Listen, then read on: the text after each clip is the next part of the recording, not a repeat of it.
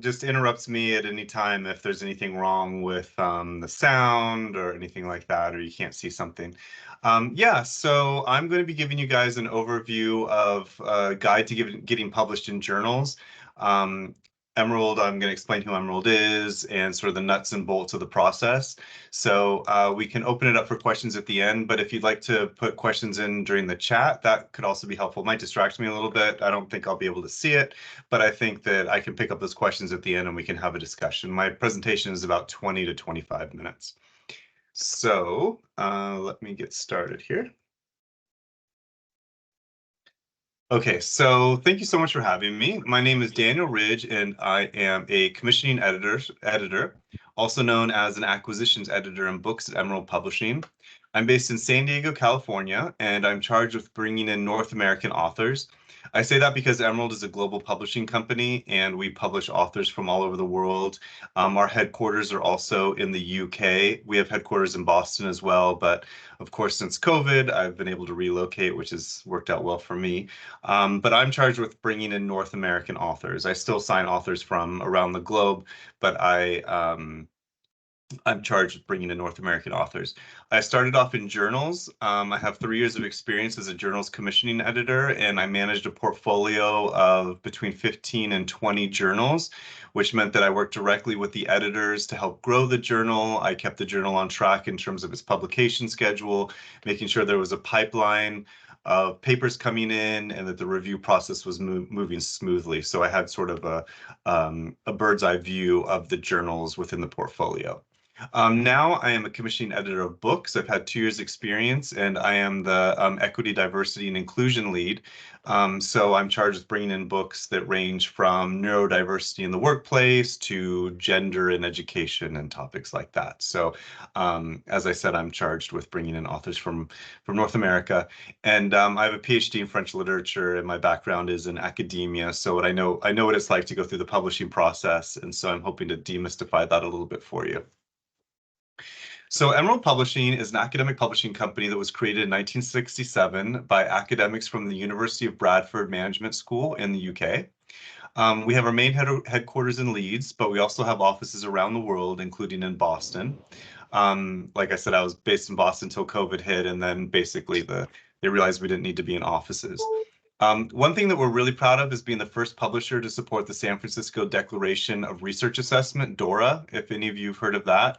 It means that we're committed to finding new and better ways to measure the impact of research and not just rely on methods like impact factor and Scopus score.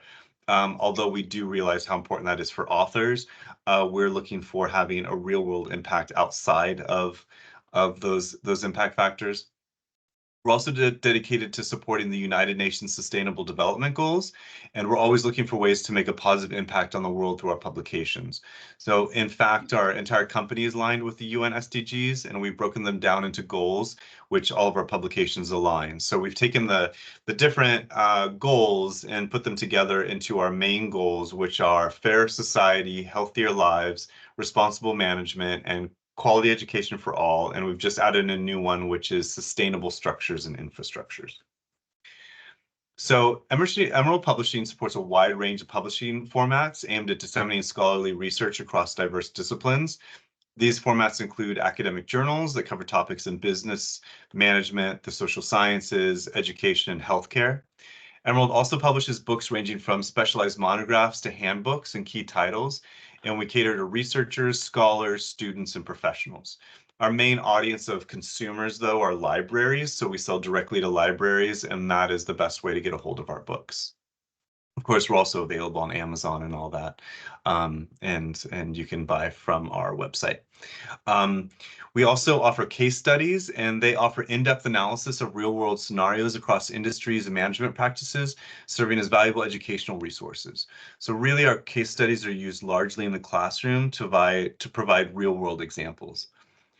We also explore new mediums like podcasts, blogs, and videos to make research more accessible and engaging to a wider audience. And I'm actually the producer of the podcast series. And the goal is really to take something that's complicated, that's published in a book or a journal, and say, hey, what is your research about? And just talk about it so that it's accessible to a wider audience.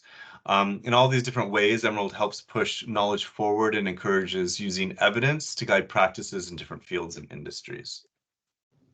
So I want to talk a minute about open access. Like most publishing companies, we offer a few options for publishing your work open access. So one option is what we call green open access, where you publish your article in a standard online journal that sits behind a paywall. So libraries have a subscription to these journals, and as an author, you are able to share your accepted manuscript in a repository at your university, and that's really kind of the only way you can disseminate outside of the website. Then there's gold open access, where you pay a fee to make an article freely available in the journal. So you pay on average about $2,000 to make your article open access. And you pay an APC, which is an article processing charge, and then that makes it freely available to everybody. And usually most of our journals are hybrid journals, so they sit behind a paywall, but when you pay for an APC, your article in that journal becomes open access. We also have platinum open access for certain journals where there's no charge at all. Usually these journals have funding from an external source like a research foundation or even a university. So as an author, when your article is accepted, there's no charge to you whatsoever, and your article is published open access. And then finally, we provide waivers and discounts depending on the economic status of certain countries. And we also have certain read-write agreements with universities and institutions where when they purchase our subscriptions, we offer them certain waivers.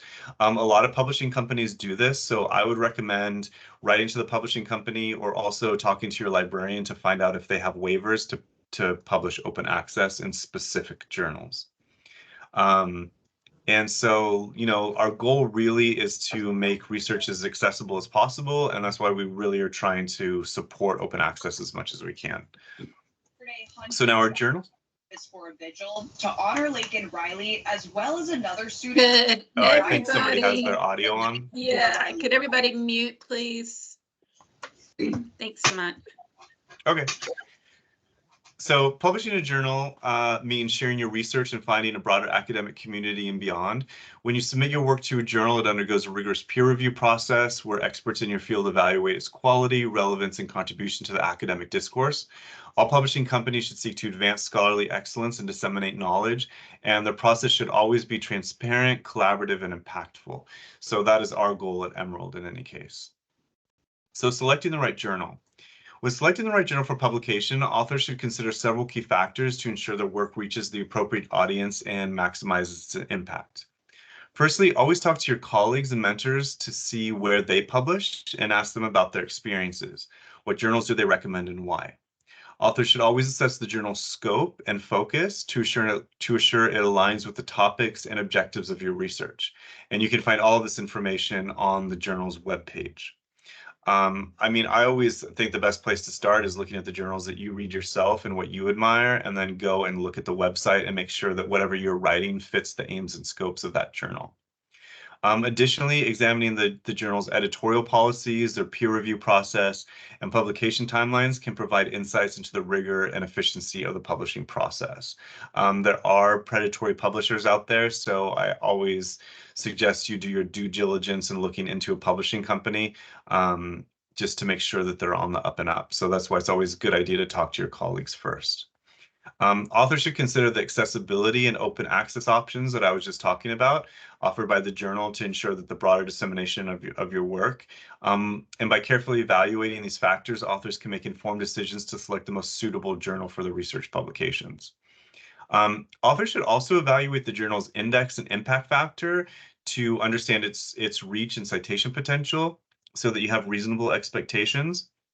And then you as an author have to decide how important these impact factors and scope of score are to you.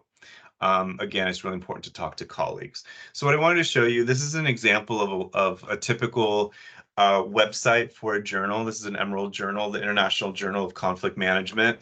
And you can see all the information is here on the website, instructions on how to submit your paper, an overview, which provides the aims and scope, the author guidelines.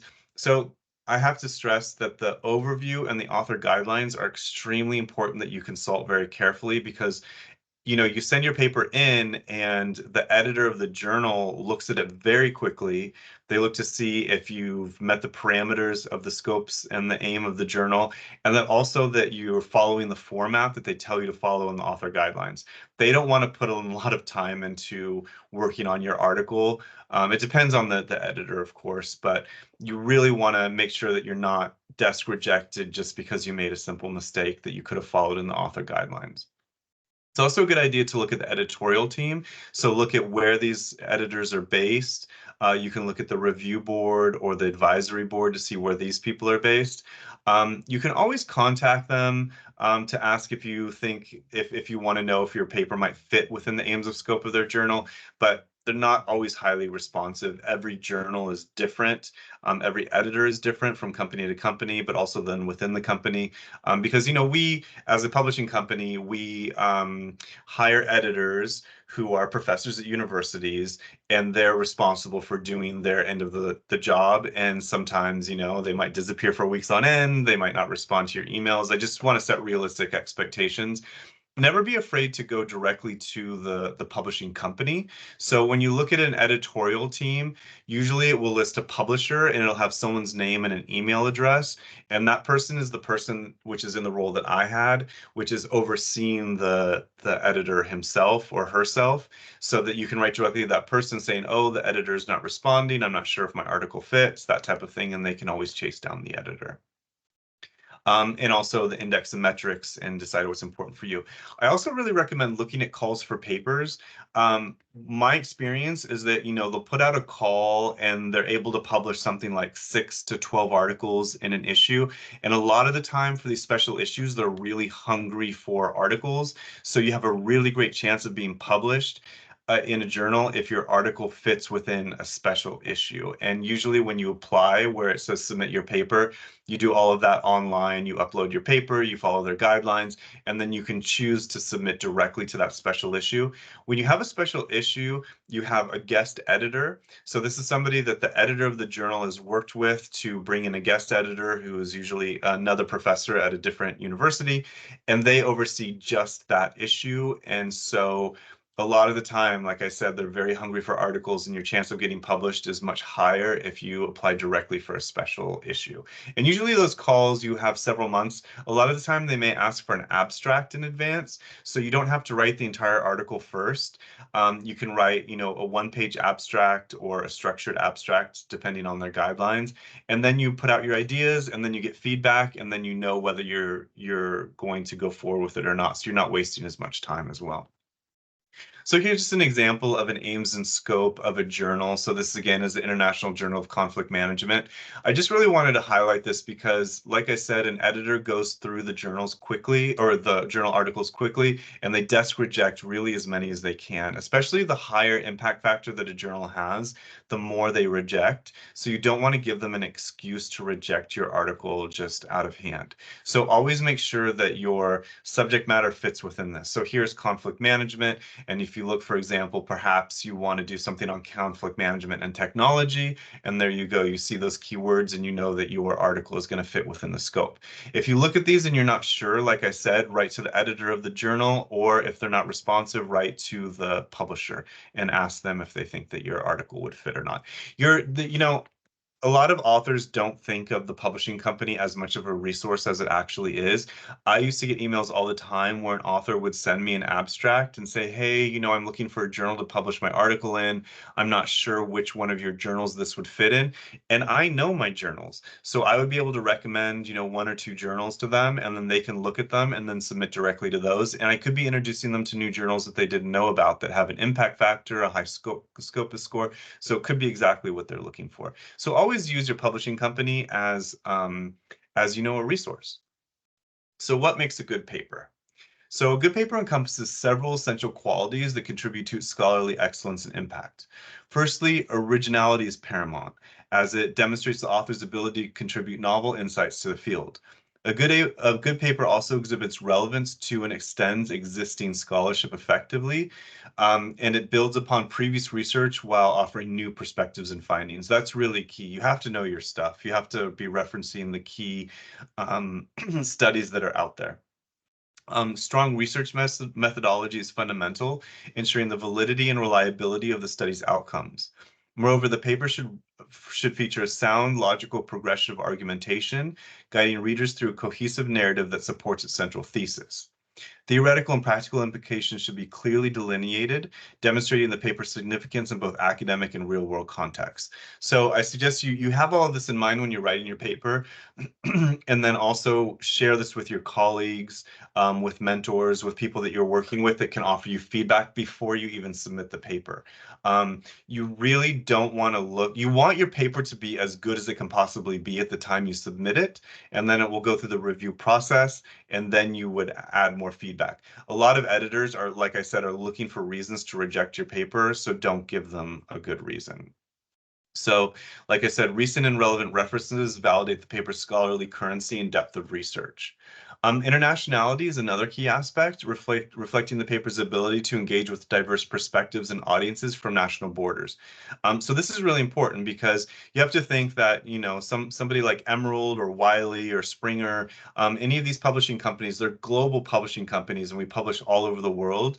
But our markets are not necessarily as global as our authorship. So for example, I'd have an author in Africa who's writing for a journal, but I have to remind them, okay, you know, the consumers are also in Australia, and they're in the UK, or they're in South America. So when you're writing, you need to keep that international perspective in mind, and that's very important. So a strong title, I think a descriptive title is the best, with well-chosen keywords and a succinct, informative abstract enhances the paper's discoverability and accessibility. So finally, clarity, structure, and polished writing are essential for effective communication, ensuring the paper is comprehensible and engaging to readers across disciplinary boundaries. So incorporating these elements, a good paper stands out for its scholarly rigor, innovation, and contribution to knowledge advancement. So yeah, so that's really kind of the things that you should have in mind when you're writing your paper. So polishing your work. So like I said, editors are looking for reasons to reject your paper, which I hate to say. I mean, we're always trying to pound it into our editors to look for reasons to publish a paper. But as I said, you know, the editors come from diverse backgrounds. Each journal has different goals. Sometimes all they want is that impact factor, and so they're really trying to reject as many papers. That's the reality of the situation. That's not something that Emerald supports at all. We're looking for reasons to publish a paper, but you have to be aware of that when you're an author, that, you know, when it comes to polishing your work, it's all about paying attention to the details. So make sure you proofread your paper thoroughly and catch any pesky grammar, spelling, or punctuation mistakes. That should be a given, that there are no errors in that. Keep an eye out for typos. They can slip in when you least expect it. Double check the accuracy of any statistics or references that you include, and make sure that these references are complete and accurate. You'll find on the scope or the author guidelines, they'll tell you how they want their citations to look, and always follow that. Sometimes an editor will reject it just because your formatting is incorrect. So, you know, take a step back and read through your paper to see if it flows smoothly and and it makes sense from start to finish. So sometimes getting a fresh perspective from someone can also help. Always ask colleagues to have a look at it. And don't forget to match your referencing style with the guidelines. That's really important. That's what I highlighted. So now I want to dive into the peer review workflow and the way it works. Most of our journals are double blind, which means that the reviewer doesn't know who the author is, and the author doesn't know who the reviewer is. Some journals have single blind, which means that the author does not know who the reviewer is, but the reviewer is able to see who the author is. Most books, when they go through peer review, the reviewer knows who the author is, but the author does not know who the reviewer is. And that is so that the reviewer can verify the credentials of the author. But now, looking at this, you go online, you submit your paper, and once you submit it, it goes through a series of steps that ensure its quality and validity. So you really want to think of it that way. They're trying to make your paper the best it can be. So this is when the editor so first up, as I said, you submit and the editor has a chance to desk reject it or move it to the next step. You know, this is when they advance it to the review process. So again, make sure there are no simple mistakes that they can eliminate your paper from. So you don't want an editor looking at your paper for 2 minutes and then just rejecting it for some simple mistake. So once the editor is on board, they spend a couple weeks trying to find reviewers. We use a system in ours, it's all through a system where the paper comes in, the editor can select a reviewer, the article is then stripped of your contact information, and then it goes to the reviewer who then reviews the paper. These days it's very difficult to find reviewers, so sometimes this process can take several weeks. So sometimes if the paper stalls out, a lot of the time it's because the editor is having trouble finding reviewers. So, just keep that in mind. So once the editor is on board, they send it out for peer review, and that process usually takes about 6 to 8 weeks. This is when they write the real feedback and criticism of your paper. After that, the editor takes around 2 weeks. So it goes out for review. You get the reviews back, usually 1 to 2 reviews, and the editor then decides what to do with your paper. Most of the time, it's going to be resubmit with changes or respond to the feedback and incorporate the comments from the feedback. A lot of times, to tell you the truth, authors fall off at this stage. They get a review back that says make these changes, and then they just don't do it and they don't resubmit. That's the truth. It's actually quite surprising how much authors actually fall off at that point. But take that as a positive sign. If you get a paper back that says review and respond to comments, do it as soon as you can. You can also build a good relationship with this editor so that when your paper comes in, they know that what they're going to be getting from you is quality and that it'll go through the review process quickly. So that takes about 2 weeks once it comes back. But overall, the entire process takes about 3 to 4 months from submission to final decision. But keep in mind, it can vary on how many papers are in queue, their reviewer availability, and how quickly they respond. So really, patience is key. You have to be patient. But really, at any point during the process, if you've been waiting 4 months, you've submitted your paper, it's been 4 or 5 months and you haven't heard anything, then you should write to the editor. And if they don't respond, then write to the publishing company and say, hey, I submitted this paper. I didn't get any feedback. It's been 4 months. I'm just wondering what the status is.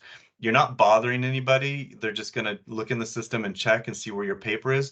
Sometimes it could have been stuck on a reviewer. Maybe a reviewer took it and they're just sitting in their email for months at a time and they're not responding. So sometimes it takes an editor to check up on those things. So never be afraid to reach out to the editor and say, hey, what's going on? What process? Don't put pressure on your editor. They're not going to respond well to that. So if you want your paper published within 4 or 5 months, you can't pressure your editor into publishing it sooner. That's not going to work. You're only going to have a bad reaction if you try that.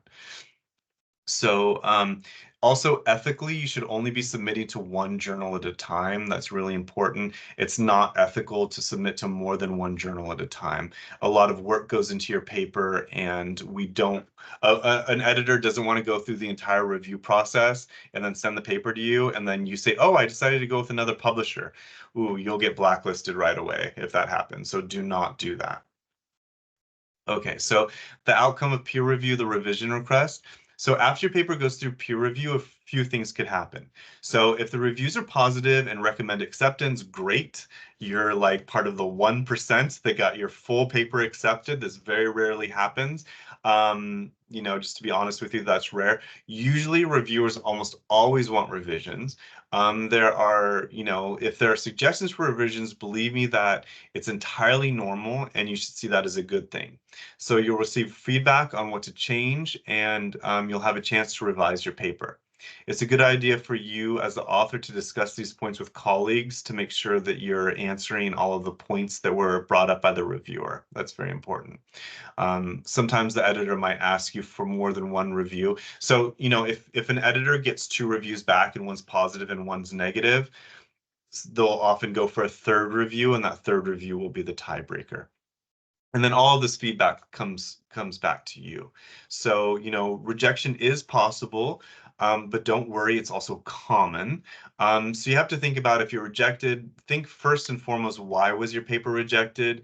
Did you fall out of the scope of the journal? What comments did you receive? Maybe you're submitting to the wrong journal in the first place. So find an outlet that's good for you. That's very important. So all of this just takes patience and time.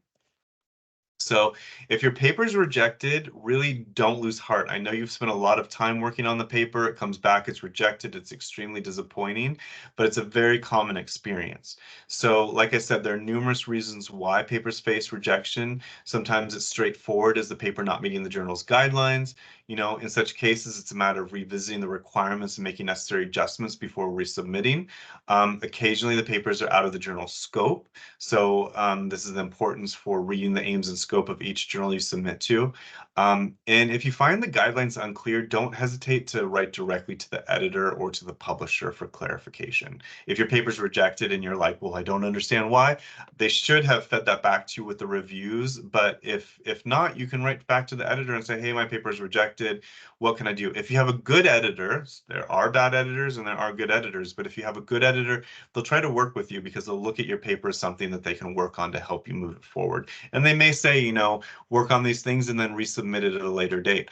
Don't take that as a full rejection. Like I said, a lot of authors fall off at this point, but if your paper is rejected and they say, please resubmit at a later date, actually resubmit it at a later date. You have a greater chance of being published at that point. You put a lot of work and time into this and you want to see it go into publication. So promoting your work is extremely important. So first, I suggest everybody do this, which is Google your name and institution and see what comes up. That's very important. I work with book proposals all day long, and usually the first thing I do is Google the person's name and make sure that, first of all, the information matches, and secondly, that it's up to date, and thirdly, that they have a good profile. So you want to make sure that all of your images, if there's a photograph of you, you don't want it to be more than 5 years old. You know, if your hair's gone gray since that photo's been taken, you need to update your stuff. So, you know, make sure all of that's up to date. Make sure your profile is as up to date as possible. If you have a bio on your university website or anything like that, make sure that that's all up to date because in this day and age, your online presence is crucial. So this is something that you really want to build, and you know, expanding your networks are key steps in this process. So, you know, you might want to consider creating a website or a blog and actively engage on platforms like LinkedIn and Twitter. You know, we always look at authors on LinkedIn and see what sort of profile they have. That's actually important to put some effort into that. You would want to have maybe a professional Twitter account where you're not, you know, tweeting about puppies. You can do that maybe in a private account, but you should have a professional profile online and be aware that someone's going to search you when they're looking to see if you're professional or that you really are who you say you are. I also suggest is volunteering as a reviewer for a journal. This is really a great experience. What you do is you just write to the editor and you say, hi, these are my qualifications. Usually at this stage, you would need your PhD to be completed, but sometimes editors will look for reviewers who are doing their PhD if they have particular expertise in a subject. This is really great because you get to see papers before they're published and you get to see what they look like as they're going through the process, and you get your hands on the most current research that's out there in your field because they're only going to be sending you articles that are related to your field. Usually they'll pull your name into the system and add keywords, and then when they get a paper, they search those keywords to find out if your name will match that article, and then they send you that article. So I really suggest, you know, volunteering. You can either contact the editor of the journal directly or the publisher directly, and then they can get in touch with the editor as well to say, oh, we have a new reviewer who would like to review for you. Editors are always looking for reviewers. Finding reviewers is very difficult, which is one of the reasons the process can take so long. So volunteer to be a reviewer. It's also something you can add onto your CV or your resume that says that you've reviewed. Journals also will offer a certificate if that's important to you, that says that you reviewed a paper at such and such a date. So if you're really looking to build your resume, that is something that you can add as a section on your resume, which is served as a reviewer for these journals. That raises your profile a little bit. And you can also, you know, you build personal relationships with these journals. Know the authors, know the editor. When you submit a paper, the editor is then likely to make it go through the system quickly and give you feedback. So don't be afraid to try to build personal relationships with the community of authors that publish in a specific journal. So the last thing is it's really important to build an ORCID ID. So it's Open Researcher and Contributor ID. I believe that most journals you can't even submit the journal to the journal unless you have an ORCID ID. I believe it's required. So everybody should, any type of researcher should have an ORCID ID. So just ORCID, look that up online and register and get an ORCID ID so that when you submit, you can have that. So now after publication, this is really important. So I always think of authors and researchers as small businesses. As a professor, you're your own small business and you really need to work on self-promotion. Don't be afraid to self-promote. So when your article is published, add the details to your email signature, share it on your social media accounts, and don't forget to reach out to those you've cited. So if you've cited people in different articles, just send, you can find everybody's email online. So you cited an article, you write to that author and say, hi, I cited your article. I wanted to let you know that my article just came out in this journal. I'd appreciate if you had a look at it, that type of thing. It's all about building your profile, and this will kind of snowball so that it makes it easier down the road when you are submitting papers or even books to be published. So, additionally, consider informing the institutional press office. That's something that people don't often think about. Your university may have a press office where they could support you in those things. I was at Vanderbilt for many years, and I know that the press office would work with authors to get them on NPR, get them on the local NPR to talk about their latest research. That's important. That's also building your brand. So ultimately, promoting your work after publication ensures the research reaches its intended audience and makes a meaningful impact in your field. So like I said, you're your own small business and you shouldn't be afraid to promote yourself. So thank you. I know that was very brief and quick. I'm happy to answer any questions. I hope it was useful. So just remember that the journey of publishing a paper can be complex and long. And, hopefully with some of the skills that I've given you or some of the things that I pointed out to you, you can use those in the future to move forward. So like I said, don't hesitate to reach out to editors directly. Don't hesitate to reach out to the publisher as a resource and work on building your online presence. So thank you. Thank you so very much, Daniel. This was excellent. Yeah, so I'd be happy to answer any questions. I hope that was helpful. Some of the nuts and bolts, when you submit your paper, every journal, I would go to the journal webpage. A publishing company will have the journal webpage, and then they'll have instructions on how to submit your paper. And when you submit your paper, it's all automated. So you have to have that ORCID ID in order to submit your paper. They'll often have guidelines on having what an abstract, the form of an abstract. They want it to be very specifically organized. And all of those guidelines are on the journal website, and then you will be able to submit it and hopefully not get desk rejected right at the first stage. So I'd be happy to answer any questions that you might have.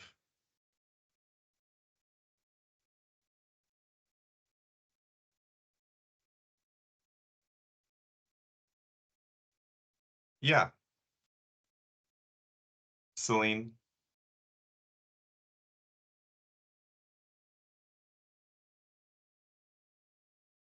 I think you should be able to just unmute yourself and ask a question. Okay, I'm sorry about that. I was struggling for a minute. Okay, just a quick question about submission. So if you might have already answered this. If you submit something and it goes through the process and it's rejected, can you resubmit that to like submit it to another publishing? Yes, definitely. About that a little bit. I don't know if that makes sense. Yes, no, definitely. Like I said, sometimes it falls out of the aims and scope. Sometimes it's just not what they're looking for. There could be some current stuff that they're trying to get out there sooner and yours just didn't fit that. Hopefully, if you're desk rejected, they'll usually say why, if it fell without scope, and then you'll want to find a journal that's appropriate. If you go through the review process and it's rejected, but you do get reviews back, I strongly encourage you to incorporate those comments from the reviewers and then resubmit at that point. So yeah, but you can only submit to one journal at a time. That's the ethical responsibility of an author. Okay, thank you. Yeah. Okay, well, I think I had my email on there, but it's dridge, that's DRIDGE @emerald.com. I'd be more than happy for you to email me, or if you wanted to have an individual call, I'd be happy to answer any of your questions. I do want to stress again that your publishing company is a resource. So first and foremost, people look at a journal and they think that the journal stands alone and they just go and apply to that journal. No, your journal is part of a network of other journals, and there is a commissioning editor like myself who's responsible for overseeing that. So if you're not sure that your paper would be good for a certain journal, write directly to the publisher and say, hey, I have this article. It would be great if you could recommend a journal that I could publish in. And I would say almost 100% of the time that, because the editor, the commissioning editor, we want to publish your papers. We want to work with you to get you through the process to publish your papers. And so what we do now at Emerald, actually, I don't know how many other companies are doing this, but if you submit to a journal, so for example, that International Journal of Conflict Management that I was showing you, and you fall slightly out of its scope, we now have a system for the editor to use that is a cascading system, and they can automatically submit it to another journal within Emerald. They would ask your permission before they do that, but your article is already in the system, your profile is already in the system, and with your permission, it can automatically go to another journal. That is very helpful. And that actually relates to a question that I saw in the chat. I just want to make sure that I'm directing them correctly. The question was whether or not Emerald Publishing has a current call for papers. And I did locate your page that lists all of the calls for papers. Yeah, so this could be, we're a publishing company that publishes on a variety of subjects. So it depends on what your subject is. You can always go to our website, this page here that would have all of the calls for papers, but it would be something from, it could be from marketing, or it could be from conflict management, and something like that may not be in your field. What I suggest is just going directly to the website of the journals that you're looking for and see if they have a call for papers. A lot of the time they run these a year out in advance. They plan them a year in advance.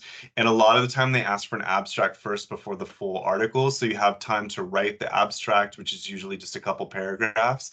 And then if it's accepted, then you write the article. So you're really not wasting as much time with that. And like I said, when there's a special issue and a call for papers, those editors are very hungry for articles and they're looking for reasons why to publish your paper.